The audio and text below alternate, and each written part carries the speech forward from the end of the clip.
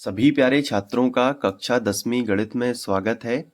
और आज से हम लोग सीखने वाले हैं कि किसी भी बहुपद का भाग कैसे दिया जाता है। तो हम लोग उदाहरण 6, उदाहरण 7, उदाहरण 8, उदाहरण 9 और प्रश्नावली के सभी सवालों को जब करेंगे तो भाग देना आपको आसान लगने लगेगा।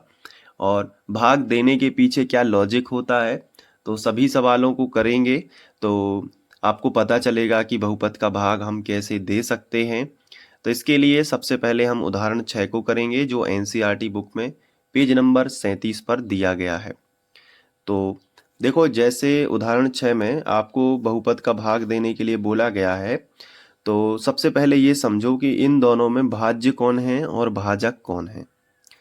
तो जिसमें ज़्यादा पद होते हैं, जैसे देखो इसमें कितने पद हैं, 1, 2, 3।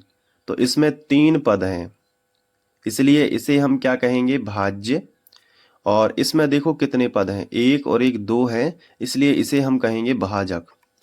तो जिसमें ज़्यादा पद होते हैं उसे हम क्या कहते हैं, भाज्य कहते हैं। तो यहाँ पे लिख लेंगे, सबसे पहले हम लिखेंगे भाज्य, और भाज्य हमें दिया गया है जो वो लिख लेते हैं, 2x² धन 3x धन 1। इसके बाद हम लिखेंगे भाजक, और जो छोटा पद है उसको लिख लेते हैं। अब ये सिस्टमेटिक ढंग से हम इसलिए लिख रहे हैं ताकि हम बोर्ड एग्जाम में पूरे अंक प्राप्त करें। अगर ये सवाल आता है या ऐसे और भी सवाल आपको दिए गए हैं, जैसे उदाहरण 7, 8 और 9, तो कोई भी सवाल आपको आता है तो सिस्टमेटिक ढंग से उसका सॉल्यूशन होगा, तभी आपको पूरे अंक मिलेंगे गणित में। और गणित एक ऐसा सब्जेक्ट है, गणित और विज्ञान एक ऐसे सब्जेक्ट हैं जिनमें तुम्हें पूरे में से पूरे अंक मिल सकते हैं, लेकिन तरीका सही होना चाहिए। अब सॉल्यूशन तो कैसे भी डायरेक्ट भाग का चिन्ह बना के सॉल्यूशन करना शुरू कर दो, लेकिन हर चीज को करने का एक तरीका होता है और वो आपको सीखना है। टॉपर बच्चे और आप में क्या अंतर होना चाहिए? अगर आप कमजोर हैं और एक टॉपर स्टूडेंट है तो उसमें क्या अंतर? यही अंतर है कि तरीके का। पढ़ते तो सभी हैं, लेकिन जो तरीके से पढ़ेंगे, सवालों को अच्छे से करेंगे, उनके ही नंबर आएंगे। तो देखो, अब बनाएंगे हम भाग का चिन्ह। तो भाग का चिन्ह हाथ से कभी मत बनाना। तो कैसे बनाएंगे, स्केल से। देखो कैसे, मैं आपको बताता हूँ। थोड़ा सा अंतर छोड़ दो, और यहाँ पे ये वाला बहुत धीरे से समझा रहा हूँ क्योंकि ये पहला सवाल है भाग देने का। तो जल्दबाजी में मत रहिएगा, क्योंकि पहला सवाल अच्छे समझ में आ जाएगा तो फिर उदाहरण 7 खुद से कर लोगे, और फिर मैं तो करवाऊंगा ही। तो देखो, ऐसा चिन्ह बनाना है, स्केल का यूज करना है ताकि क्लियर दिखे कि ये भाग का चिन्ह है। अब जो बड़ा पद है, जिसमें ज्यादा पद हैं, उसको लिखो अंदर। तो क्या है, 2x² प्लस 3x प्लस 1, तो इसको अंदर लिख लेते हैं। अब आप देख रहे हो कितने दूर दूर मैंने लिखा है। तो ये सब कला आपको आनी चाहिए कि इसको दूर दूर लिखना है, सटा के एकदम नहीं लिखना है, ना ज़्यादा दूर लिखना है ना ज़्यादा पास लिखना है, ऐसे लिख देना है, ठीक है। और जो छोटा पद है, जिसमें कम पद हैं, उसको साइड में लिखो, क्योंकि ये भाजक है, भाजक हमेशा साइड में होता है। तो यहाँ पे लिख लेना x+2। ये आपको सबसे पहले सेट करना है। अब भाग देने की जो प्रोसेस है उसमें ज़्यादा कुछ दिमाग नहीं लगाना है, बस पहला पद यहाँ देखो और पहला पद यहाँ देखो। अब जो मैं पेंसिल से टिक लगाऊंगा, ये कुछ भी समझाने के लिए, ये आपको एग्जाम में नहीं करना है। तो मैं पहला पद बता रहा हूँ कि पहला पद ये है और पहला पद ये है। ये किसका पहला पद है, भाज्य का पहला पद है। तो यहाँ पे पहला पद और पहला पद देखना है। मैंने अंडरलाइन इसलिए किया है ताकि आप फोकस करते रहो। इन दोनों में आपस में क्या कमी है वो बताओ। तो सबसे पहले तो इसके पास 2 है और इसके पास 2 नहीं है। तो जो चीज नहीं है वो ऊपर जाके लिख दो। तो 2 नहीं है तो 2 लिख दो। थोड़ा सा कठिन लगाओ, लेकिन ध्यान से समझो। देखो, पहला पद ये है और पहला पद ये है। समझ में आया? बिल्कुल आ गया। अब इन दोनों में कमी देखो कि क्या है, किस चीज की कमी है। इन दोनों का कंपैरिजन करो और देखो इन दोनों में किसका डिफरेंस है। तो इसके पास 2 है, सबसे पहले संख्या का डिफरेंस देखते हैं। तो इसके पास 2 है लेकिन इसके पास 2 नहीं है, तो 2 इसको दे दिए, लेकिन यहाँ नहीं देते हैं, यहाँ ऊपर देते हैं। क्लियर हुआ कि नहीं? अब चर अचर या अंग्रेजी के अक्षर का डिफरेंस देख लो। अभी तुमने संख्या का देखा, अब अंग्रेजी के अक्षर का देख लो। तो अंग्रेजी का अक्षर क्या है? एक्स है ना।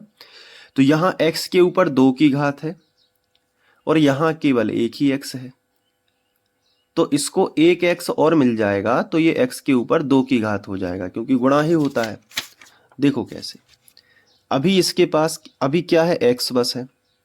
अगर इसमें एक्स का गुणा और हो जाएगा तो एक्स एक्स का क्या हो जाएगा? एक्स वर्ग। तो हमें लगता है कि यहाँ पे एक्स वर्ग है और यहाँ पे केवल एक्स है, तो इसको एक्स बस देना चाहिए। तो एक्स और एक्स का गुणा होके एक्स स्क्वायर हो जाएगा। हमेशा याद रखिए, यहाँ से इस संख्या जो भी आई है, अब इसका गुणा एक्स में करोगे यही आ जाएगा। मैं आपको करके दिखाऊं? देखो, पहला सवाल है इसलिए डिटेल से समझ लो, कोई क्वेश्चन नहीं उठेंगे फिर। तो देखो, इसका गुणा एक्स में करोगे तो क्या आएगा? 2x गुणित एक्स कर लो। तो संख्या का संख्या में करते हैं तो यहाँ पे 1 माना जाता है एक्स के आगे। तो संख्या का हमेशा संख्या में होता है, तो 2 1 कम 2, और एक्स का एक्स में होता है तो एक्स के ऊपर 2 की घात। क्या मिला? 2x वर्ग। मिला कि नहीं मिला? आ गया 2x वर्ग। तो ऐसे भाग करने का एक लॉजिक है, और ये जो लॉजिक है ये कभी आपका फेल नहीं होगा। तो अब जैसे ही आप इन दोनों की कमी यहाँ पे लिखते हैं, इन दोनों का डिफरेंस यहाँ पे लिखते हैं, अब वो डिफरेंस जो है इन दोनों पदों में, इसमें भी और इसमें भी गुणा करेगा, और जो आएगा वो इसके नीचे लिखेंगे। तो पहला पद इसमें गुणा करेगा तो हमें अच्छे से पता है कि यही आने वाला है, तो इसका गुणा इसमें होगा तो यही आएगा, तो नीचे लिखेंगे 2x वर्ग। हमेशा याद रखना, 2 की घात के नीचे 2 की घात ही आती है, 3 की घात के नीचे 3 की घात ही आती है। क्लियर हुआ कि नहीं? अब इसका गुणा इसमें तो हो गया, तो ये आ गया। अब इसका गुणा इसमें भी होगा, तो कैसे होगा? 2x का गुणा 2 में। तो संख्या का संख्या में और x का x में, ऐसा रूल बना लो बस, और कुछ भी टेंशन नहीं लेना। तो यहाँ पे 2 एक संख्या है, तो 2 का गुणा 2 में करोगे तो 2 दूनी 4। अब x अंग्रेजी का अक्षर है, क्या यहाँ पे अंग्रेजी का अक्षर है? आंसर है नहीं, तो x ज्यों का त्यों। तो संख्या का संख्या में बस हो जाएगा, तो 2 दूनी 4 हो जाएगा, और x ज्यों का त्यों, तो 4x मिलेगा। तो x के नीचे x आ सकता है, तो हमने लिखा, और वो भी प्लस में आएगा क्योंकि दोनों के साइन प्लस में है, तो +4x आ जाएगा। क्लियर हुआ कि नहीं? तो भाग देना इतना आसान है कि मैं आपको बता नहीं सकता। देखो, थोड़ा सा रिवीजन देख लो। सबसे पहले पहला पद और पहला पद में डिफरेंस देखना है कि इन दोनों में किस चीज की कमी है, वो ऊपर आ जाएगी। अब उसका गुणा इसमें भी करो और इसमें भी करो, तो इसमें करोगे तो 2x वर्ग आ जाएगा, इसमें करोगे तो 2 का संख्या में 2 दूनी 4, और x का x में होता, लेकिन यहाँ पे तो x है नहीं, तो अकेला x रह गया। अब स्केल से एक लाइन खींचनी है जब गुणा हो जाए, तो ये खींच दी मैंने एक लाइन। रफ में करोगे तो हाथ से खींच सकते हो, लेकिन एग्जाम में करोगे तो स्केल का प्रॉपर यूज करना। अब जैसे ही लाइन खींचती है तो नीचे वाले जितने भी पद आए हुए हैं इनके चिन्ह बदलने हैं, क्योंकि हम लोग घटाना करेंगे, और घटाना का रूल क्या है? चिन्ह बदलेंगे। तो कैसे बदलोगे? इनके ओरिजिनल साइन में गोला लगा के उसका अपोजिट लिखोगे। देखो कैसे, जैसे 2x वर्ग के आगे कोई भी साइन नहीं है तो वो प्लस का माना जाएगा, लेकिन इस प्लस में आपको गोला लगा के इसका उल्टा करना है माइनस। ओरिजिनल साइन में गोला लगा के उसका उल्टा करना है। जैसे माइनस होता अगर ओरिजिनल साइन तो वो प्लस हो जाता, लेकिन अभी क्या था? प्लस, तो प्लस का क्या बनाया? माइनस। यहां देखो, ओरिजिनल साइन क्या है? प्लस, प्लस में गोला लगा दो, और अपना प्लस का उल्टा क्या होगा? माइनस। माइनस का उल्टा प्लस, और प्लस का उल्टा माइनस होता है, ध्यान रखना। अब देखो, यहाँ पे ये 2x स्क्वायर है, इसके आगे कोई भी साइन नहीं है, तो ये प्लस का तो वैसे है ही, और नीचे माइनस का 2x स्क्वायर हो गया, तो ये आपस में एक दूसरे को क्या कर देंगे? कैंसिल कर देंगे, कट जाएगा। अब इधर देखो, प्लस का 3x है और माइनस का 4x है। तो सबसे पहले ये देखो कि बड़ी संख्या में से छोटी संख्या हमेशा घटती है, प्लस माइनस अभी छोड़ दो थोड़ी देर के लिए। तो 4x में से 3x जाएंगे, तो कितने बचेंगे, बड़े में से छोटे जाएंगे। तो 4x तुम्हारे पास थे, उसमें से 3x मैंने ले लिए, तो 1x बच जाएगा कि नहीं बचेगा। ठीक है। दूसरा तरीका क्या है घटाने का, संख्या में से संख्या घटा दो। 4 में से 3 गया तो 1, और x ज्यों का त्यों। घटाने में x का कुछ नहीं करते हैं, तो x ज्यों का त्यों। या फिर सीधा घटा दो कि 4x में से 3x चले जाएंगे तो 1x बचेगा।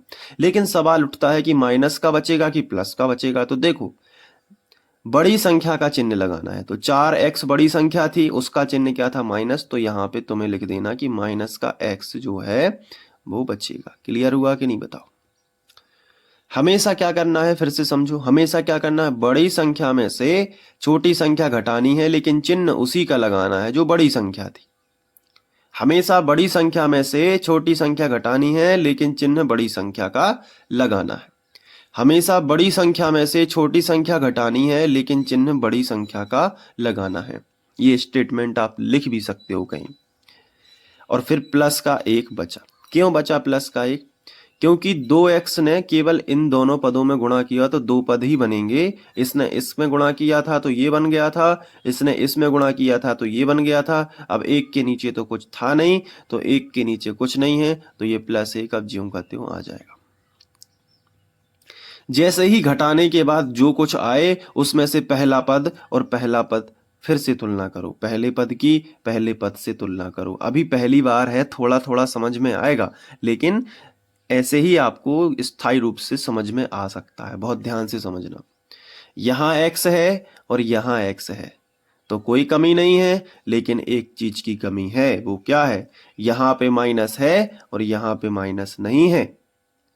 तो क्या माइनस बस लिख दें क्या, ऐसा नहीं, माइनस के साथ में कुछ ना कुछ तो लिखना पड़ेगा। तो जब कुछ ना हो लिखने के लिए, क्योंकि केवल माइनस की कमी है ना, यहाँ पे x है तो यहाँ पे भी तो x है, लेकिन यहाँ पे माइनस है, यहाँ पे माइनस है क्या, नहीं है, तो माइनस लगा दिया। तो माइनस बस लगाने से कुछ नहीं होगा, मन से 1 जोड़ देते हैं कि 1 तो होगा ही होगा, तो -1। अब ये जो माइनस का 1 है, जो कमी इन दोनों के बीच की थी, वो कमी यहाँ पे हमने लिख दी है। अब इस कमी का गुणा, इस कमी जो यहाँ पे लिखी हुई, इसका गुणा इसमें भी होगा और इसका गुणा इसमें भी होगा। जो आएगा वो नीचे लिखा जाएगा।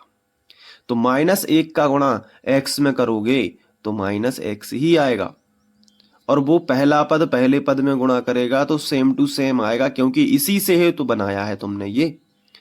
तो इसलिए हमेशा याद रखना कि पहले पद में सोचना ही नहीं है, वही आएगा। अब दूसरे पद में लेकिन ध्यान देना है कि 2 का गुणा 1 में होगा तो 2 एकम 2। संख्या का गुणा संख्या में करो और चिन्ह का गुणा चिन्ह में करो। तो चिन्हों का गुणा कैसा होता है, अलग अलग चिन्ह है तो ऋण का आएगा, और समान चिन्ह है तो धन का आएगा। तो प्लस माइनस कैसे चिन्ह है, अलग अलग है तो माइनस तो पहले से ही लगा लो, और 2 एकम 2।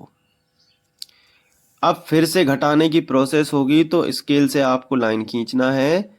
छोटा पद है तो हाथ से भी खींच सकते हैं, बस स्ट्रेट होनी चाहिए, सीधा।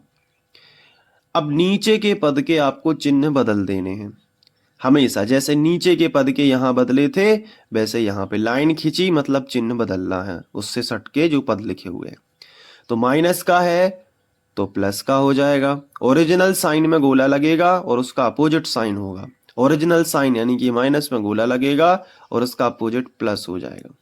तो माइनस का x और प्लस का x कट जाएगा, और प्लस का 2 और प्लस का 1 टोटल हो जाएगा प्लस का 3।